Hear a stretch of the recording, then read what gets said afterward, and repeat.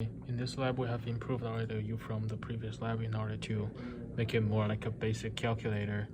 So in a calculator we are using in daily life, we first put input numbers, then we select the operations, then we push the equal sign to view the result. And in some calculator, you can also view the result earlier.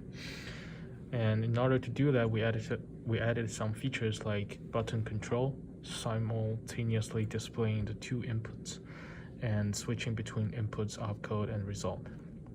So at first you can see the two inputs here, so you know what numbers you are inputting. And for example, we input 15 and 7, and now we can push the middle button to select which operation we want to perform. As you can see here, the leftmost digit is our opcode, and you can use the left and right button to select from our 16 operations. The two digits on the right are displaying our two inputs in hex. And after you have selected the operation, you can push the lowest button to view the result. And in this case is 105. And you can push it again to start from the inputs. So this is our lab 3 loaded onto the board itself. As you can see right now, we have a row of 8 zeros, and that's because all of these switches are currently off. As we flip the switches on, the 7-segment display reflects that these switches are on. So we now have the ability to let the user clearly know what they're inputting on the switches to the board. Now, if we press the middle button, this will swap from displaying the input to displaying the opcode. So right here, 0FF. Right now that means that we should be negating A, and FF means that A is 15, B is 15. If we press the bottom button, it will go from displaying the opcode to displaying the output, and negative 15, which is what we expect. Now, a key feature is that we use the LEDs to help the user track which mode they're displaying right now. So, displaying input, no LEDs on. Displaying output, the first LED is on. Displaying opcode, the second LED is on. And that helps the user remember, oh, am I displaying an opcode, or is this a result I should be expecting from the FPGA itself? Now we will explore two other features we added into our FPGA, multiplication and memory. So right now, let's view the opcode and let's get over to multiplication. Before in lab 2, we only were able to display up to 15 in terms of decimal, no matter what. And in our multiplication module, this meant that it was almost completely useless. However, now we have an 8-bit multiplication module, which means that we should be able to display the results of any multiplication that we can input into our ALU. So here we have the maximum values, 15 and 15 being multiplied together. If I press the output button, I expect to see 225, and I do. So now let's change our inputs. Here we have 9, here we have 3. We should see 27, 27. Now it's 9 by 7, there's 63, 63. There we go. And another key feature of our FPGA ALU that we added in is memory. So here let's go over to something that the differences are visible. Right now we're displaying 225. And if I flip the switch down, now it's only 105. If I press this memory key up here, it should display the old result. And it does, 225. And whenever we're displaying memory, the third LED over here turns on. So 105 down to 49, it works. And this allows the user to see the last output they had sent to the FPGA itself. And it also works for opcode. Here, let's travel over to C00. All right, C6F. If I press this, now our opcode's D6F. And if I press the memory key, it remembers the opcode that we had loaded in earlier. In our submission for Lab 3, we have a module called Change Detect, which takes in the inputs that we physically feed into our FPGA in the name of the switches and the buttons we use to select them up. And what this module does is that whenever A is changed, or B is changed, or button is changed, these level change detect modules will return a 1.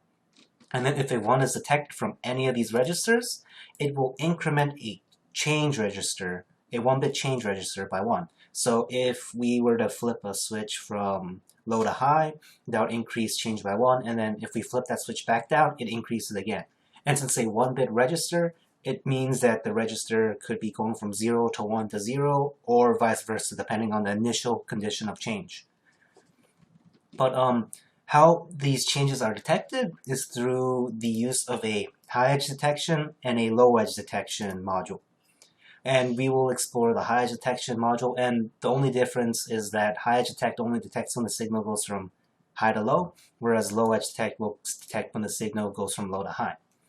So this detection is done through the use of a D flip-flop, with the input being the current switch. So this D flip-flop will always be lagging behind the switch by 1 clock cycle. So if we utilize the fact that when we go from high to low, this D flip-flop will still be returning 1 up to 1 clock cycle later, we can AND that with a NOT gate of the current input, so that during the clock cycle in which the input went from high to low, delay register will be 1, and the level in will also be 0, but NOTed will be 1. So when we AND these two together, we return a 1.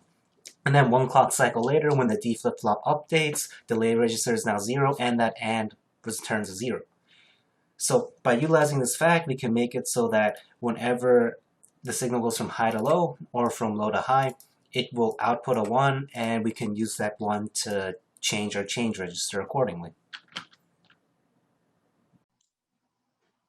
Okay, so this is the debounce module we made for our button input. So it includes 2 inputs, which is the clock and the button signal. It's the external port. And we got basically 2 outputs. This output isn't important. We got 2 outputs, which is the down signal, which means if the button has been pushed down, and this up signal, which means the button has been released.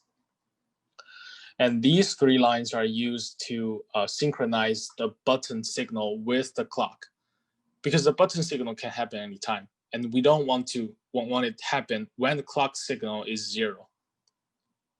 So it could mess up the system. So we use these 2 lines to synchronize the button signal with when the clock signal is increasing. So when the clock signal is 1, we instantly assign this button signal to sync 1. All right, and these 2 lines are just a very classic trick to slow down the period of the clock. And since we initialize the O state as a register, it's 0 at first. And if the button is not being pushed, sync 1 is also 0. So idle is 1. Idle is true. And the counter will not increment itself. So let's say we push the button, and sync 1 becomes 1. And idle is no longer true. So we execute this part. Counter starts to increment itself, but O state is still 0 because it haven't reached this yet. So let's say O state is 0, not O state is 1. Idle becomes 1, not idle is 1. So it keeps incrementing. After 2.6 milliseconds, max is reached. So when max means when counter is full of 1s. When there's no 0 in counter, max becomes true. Max becomes 1. So in this case, after 2.6 milliseconds, max becomes 1, and we know the button is being pushed down. And after that incident, we no longer sent out the down signal. right? Because max is no longer true. O state becomes 1, and not O state becomes 0. It's no longer true anymore. So we are not send out this signal. Okay, so let's say we release the button. And when we release the button, sync 1 becomes 0. Sync 1 becomes 0. O state, however, is 1. So idle is 0. So we keep executing this part. Idle is 0. O state is 1. So when we are incrementing incrementing counter, and when it reaches 2.6 milliseconds, that is when max is true. So when these three conditions are met, we know that the button is released. So we send out this pulse. So the overall goal of Lab 3 was to improve the usability of our ALU. And on that front, I believe it was a major success. We were able to add in modes that allowed the user to easily switch between showing the inputs that we're sending into the ALU, showing what operation is being done on that input, and showing what the output will be for our ALU. And the changes made it so that the user can easily adjust what they want to do to the inputs on the ALU and adjust the inputs themselves, all using the 7-segment display. So on that front, we managed to make it much easier for the operation of the ALU as a whole.